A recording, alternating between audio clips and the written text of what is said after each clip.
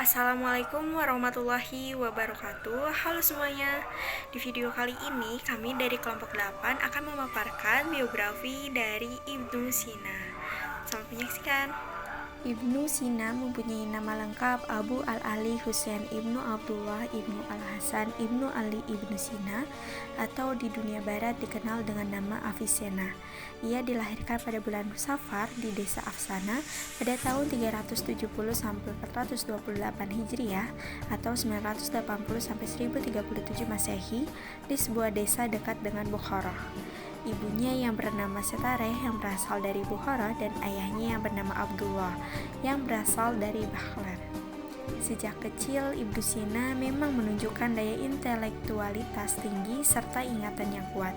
Maka bukan hal yang mengherankan jika ia mampu menyerap ilmu dengan baik dibandingkan dengan teman-teman sebayanya. Dalam hal ini, guru-guru Ibnu Sina juga berasal dari berbagai kalangan. Sebagai contoh, ia belajar aritmatika dari seorang pedagang sayuran yang berasal di India dan kepada guru-gurunya juga yang bernama Abu Abdullah An-Nakili. Ia belajar banyak ilmu mulai dari Al-Quran, sastra, manithik, kedokteran, fisika, metafisika, astronomi, dan lain-lainnya. Bahkan saat usia 10 tahun, Ibnu Sina telah hafal Al-Quran. Ibnu Sina mulai mempelajari ilmu kedokteran pada usia 16 tahun. Tidak hanya belajar teori saja, tetapi juga ia mempraktikannya. Nah, ketenaran Ibnu Sina sebagai dokter muda segera menyebar dengan cepat. Ia merawat banyak pasien tanpa membayar sedikit pun. Ketika Ibnu Sina berusia 22 tahun, ayahnya meninggal dunia. Dinasti Samania kemudian hancur pada bulan Desember 1004 dan Ibnu Sina memutuskan meninggalkan tanah kelahirannya dengan berjalan ke Urgench atau kini berada di Turkmenistan. Di sana Ibnu Sina sempat diangkat menjadi pejabat di pemerintahan. Namun karena hanya mendapatkan bayaran yang tidak seberapa, ia melepas jabatannya dan kembali mengembara ke berbagai tempat. Suatu ketika Ibnu Sina sampai di Tabaristan. Ia diterima oleh penguasa setempat sebagai pencari suaka. Namun tak lama kemudian, yakni pada tahun 1012, penguasa setempat itu mati kelaparan akibat ulah pemberontakan. Ibnu Sina sendiri pada waktu itu dilanda penyakit yang cukup parah dan akhirnya ia mengembara lagi ke Goran yang merupakan daerah di dekat Laut Kaspi. Akhirnya ia mengembara lagi ke Goran yang merupakan daerah di dekat Laut Kaspia, dan di sana Ibnu Sina bertemu dengan seorang teman baik hati. Teman itu memberikan sebuah hunian sekaligus membangun sebuah lembaga pendidikan untuk Ibnu Sina. Nah, di tempat itu Ibnu Sina memberi kuliah logika dan astronomi. Dan di sana pula ia menulis sebagian dari Qanun fi Alti. Nah, tak lama setelah itu Ibnu Sina kembali mengembara hingga menetap di Ray atau kini menjadi bagian dari kota Teheran di Iran. Nah, di sana ia disambut oleh Majd ad-Daulah atau anak terakhir dari Bupati Ray. Menjelang akhir hayatnya, Ibnu Sina menjadi pelayan penguasa di Kakuyin bernama Muhammad bin Rustam Dusmaniziyah. Nah, di sana ia diangkat sebagai dokter umum, penasihat sastra dan sains, bahkan sering diikutkan dalam kampanye politik. Tapi di suatu ketika Ibnu Sina diangkat sebagai panglima militer di Isfahan dalam perang melawani Hamadan. Nah, ia ditangkap oleh tentara Hamadan dan dipukuli secara sadis sampai tidak mampu berdiri. Pada saat itu penyakitnya kambuh. Dan di tengah-tengah yang sakitnya parah, kemudian Ibnu Sina melepaskan jabatannya sebagai militer dan kembali ke Hamadan dalam kondisinya yang sakit keras. Ibnu Sina sulit mencari tempat tinggal karena dibenci oleh penguasa Hamadan dan teman-temannya menyarankan agar ia mengambil sikap moderat agar bisa diterima oleh orang-orang istana. Namun ia menolak dengan tegas dan saat sakitnya sudah amat parah, Ibnu Sina memberikan semua harta bendanya kepada kaum miskin. Dan kemudian ajal betul-betul menjemputnya pada bulan Juni pada tahun 1037 dan lalu ia dimakamkan di Hamadan, Iran. Dan meskipun umurnya hanya 58 tahun, kontribusi Ibnu Sina bagi perkembangan ilmu pengetahuan termasuk psikologi sangat tidak ternilai banyaknya.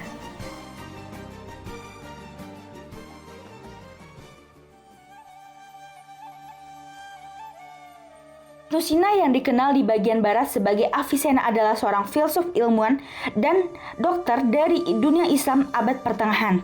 Berikut ini adalah beberapa karakteristik pemikirannya. Pertama itu adalah kedokteran dan pengobatan. Nah, Ibnu Sina ini terkenal dengan karyanya dalam bidang kedokteran, khususnya kitab Al-Qanun fil Al-Tibb yang menjadi referensi utama dunia medis selama berabad-abad. Terus juga ia mengembangkan konsep mengenai diagnosisnya, pengobatan, pencegah penyakit, serta menekankan pentingnya pengamatan klinis dan eksperimen. Yang kedua itu adalah filsafat.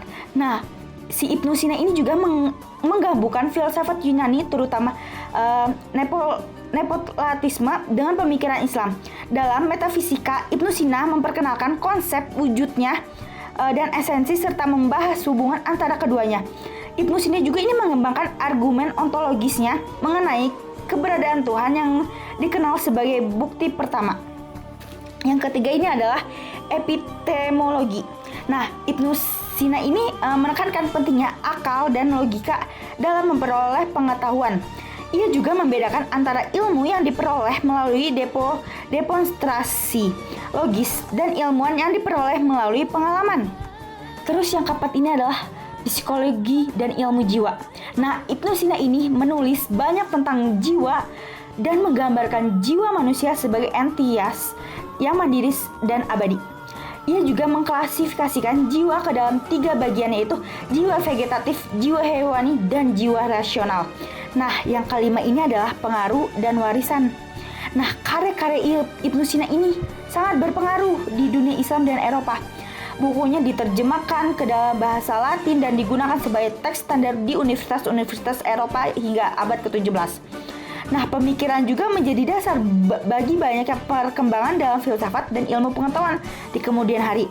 Nah, yang keenam ini adalah etika dan kode moral. Dalam etika, Ibnu Sina ini menekankan pentingnya keseimbangan antara akal dan nafsu serta pentingnya kewajiban, kebijakan, dan pengembangan karakter yang baik. Ia menulis juga tentang kebahagiaan sejati yang dicapai melalui penyempurnaan jiwa dan kedekatan dengan Tuhan.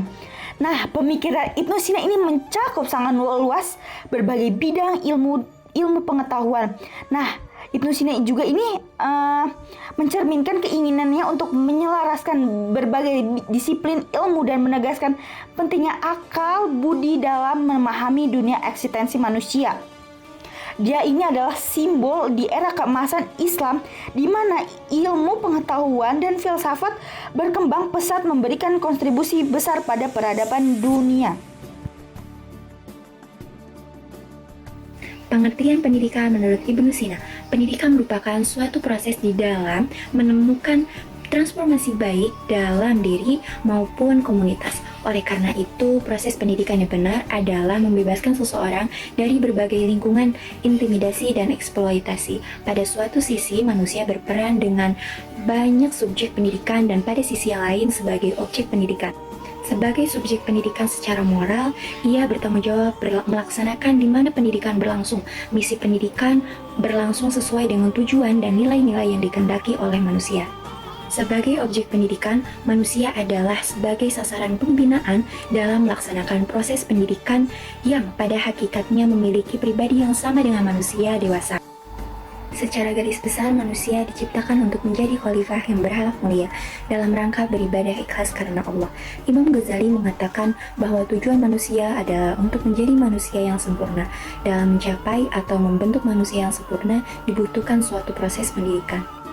Ibnu Sina mengatakan tujuan pendidikan Islam adalah pendidikan yang diarahkan untuk mengembangkan semua potensi yang dimiliki seseorang, peningkatan visi, ilmiah, dan karakter, serta alasan pendidikan seperti yang ditunjukkan oleh Ibnu Sina harus diarahkan pada upaya dalam membentuk seseorang dengan tujuan agar mereka bisa hidup bersama di masyarakat, serta menyelesaikan pekerjaannya atau kemampuan yang mereka pilih sesuai dengan bakat, minat, kecenderungan, dan potensinya. Kesuksesan Ibnu Sina karena minat dan semangat belajar dalam menuntut ilmu yang luar biasa dan kecerdasan otaknya, di samping adanya kebebasan yang diberikan para penguasa.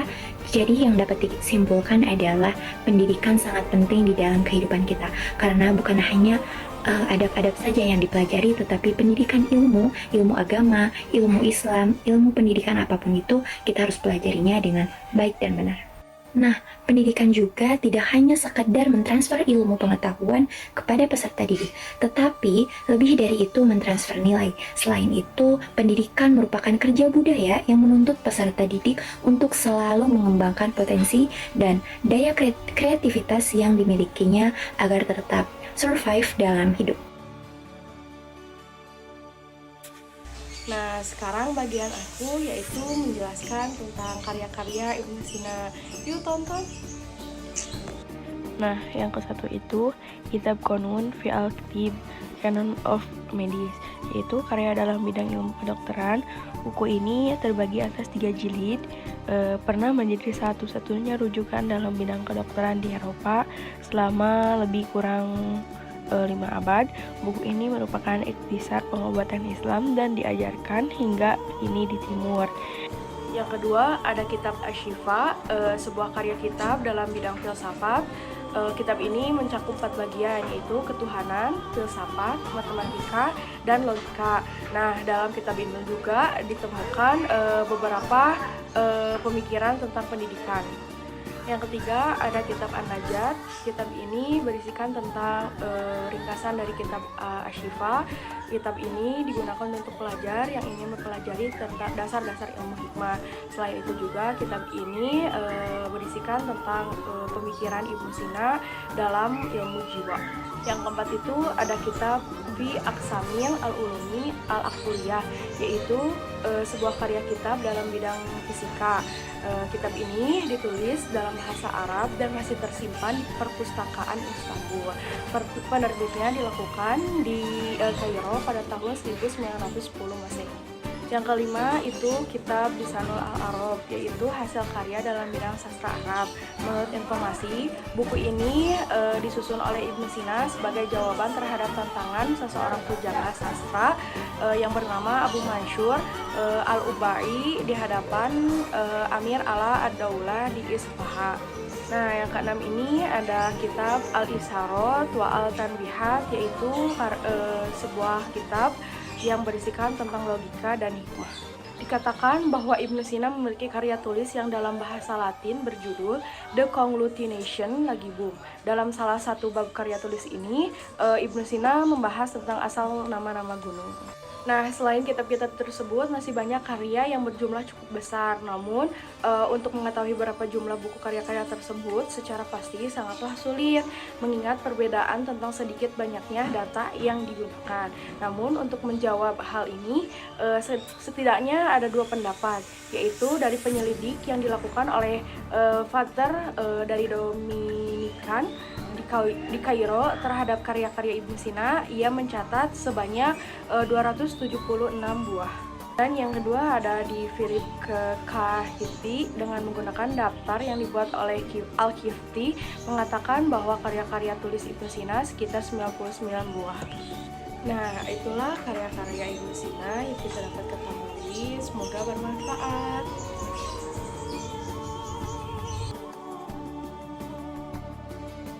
Selain beliau ahli di bidang kedokteran, ternyata beliau juga sudah menorehkan banyak sekali pencapaian dan prestasi di berbagai macam bidang di kehidupan manusia. Yang pertama, ada di bidang ilmu bumi atau yang biasa kita kenal dengan ilmu geografi.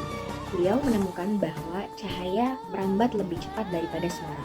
Sebagaimana contohnya yaitu kilat merambat lebih cepat daripada suara guntur itu sendiri. Beliau juga menemukan perangkat yang berfungsi untuk memonitor koordinat bintang, dan tentunya beliau juga sudah menulis banyak sekali buku-buku yang berkaitan dengan ilmu bumi atau ilmu geografi.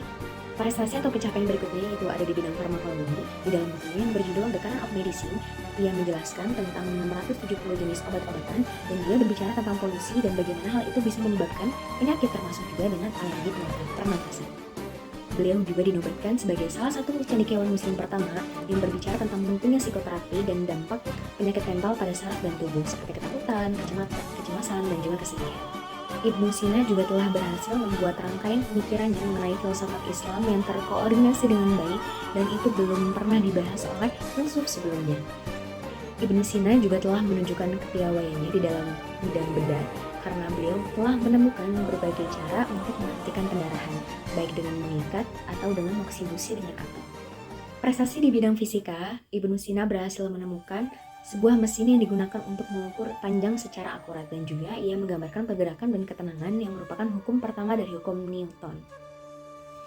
Dan masih banyak lagi pencapaian atau prestasi lainnya yang mungkin teman-teman bisa gali lagi lebih dalam dari berbagai macam referensi.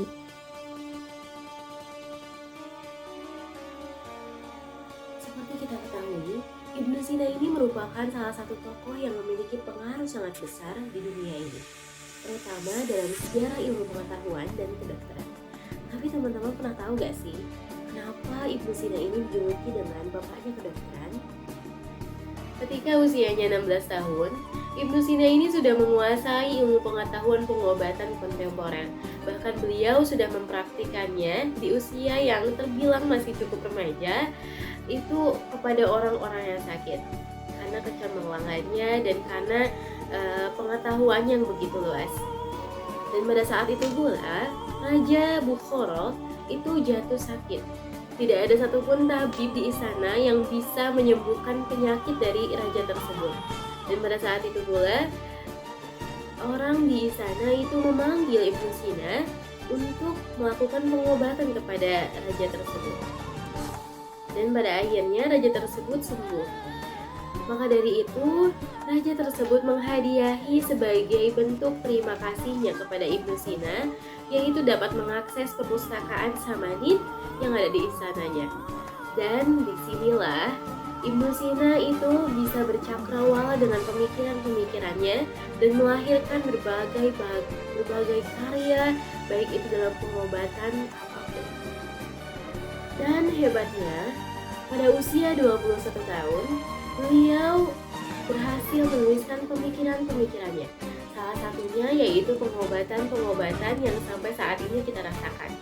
Contohnya itu ada pengobatan mengobati kepala yang terluka, tumor, ginjal, penyakit dalam, atau bahkan penyakit yang khusus wanita, pembiusan, dan lain-lainnya yang sampai sekarang kita rasakan manfaat.